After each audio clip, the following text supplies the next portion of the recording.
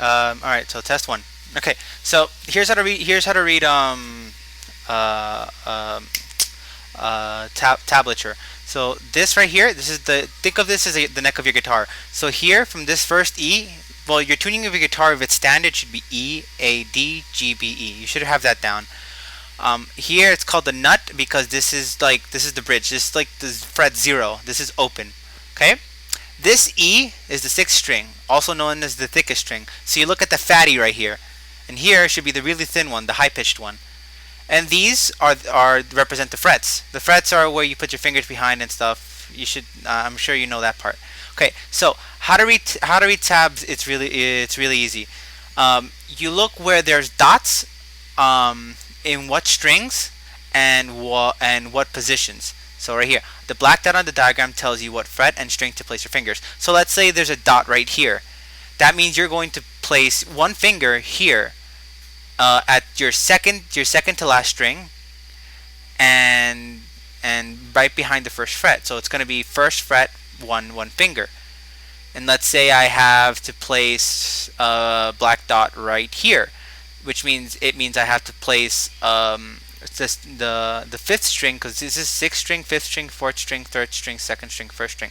So I would have to place a finger on the fifth string, on the fifth string in the fifth fret. So obviously, the closer your finger is to the fret, the more cleaner the sound you get, and that's what you should be practicing. Let's look at some examples here. Let's look at this. All right, so right here, this is a C major chord. Okay. The heck. All right. So as you see, some of them give you fingers, like some of them give you numbers here, which means what fingers to use. Your fingers are from your index finger 1, 2, 3, 4, at your pinky being your fourth. So here's your C major chord.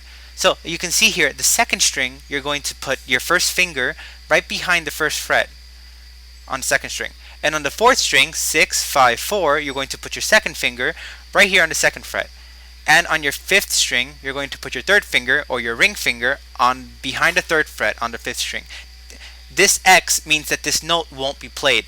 Some people play it before they get into the too technical area. Some people play it. It doesn't sound too bad. It usually dies out without the rest of the stuff. Once you get into really technical stuff like finger picking and strumming, in really technical terms, you're going to start missing that. And these zeros means it's open. Means there's no finger here, but you do play it. So it plays on 0, 0. Okay. Right here there are two X's. For example, this is a D major chord. There's an X on the sixth string and the fifth string, which means these two don't play. This plays open. You're not going to place any fingers on it, and it should sound regular, like would you play it without any fingers on it. And here you're going to put your second finger on the second fret of the first string, right, the highest one, the thinnest one, following the third finger on the second string on the third fret, and your first finger is going to be on the third string, second fret also. So this is fret 1, this is fret 2. So these should be right behind, basically touching this line. Make sure you get the cleanest sound by being like right here on the guitar. So again, this is the neck of the guitar, and you're reading it as if you were looking at it like face to face.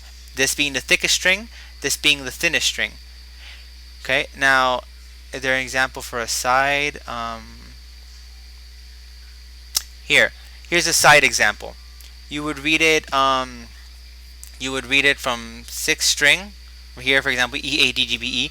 The last one, the bottom one, would be the thickest string, and the upper one would be the highest string.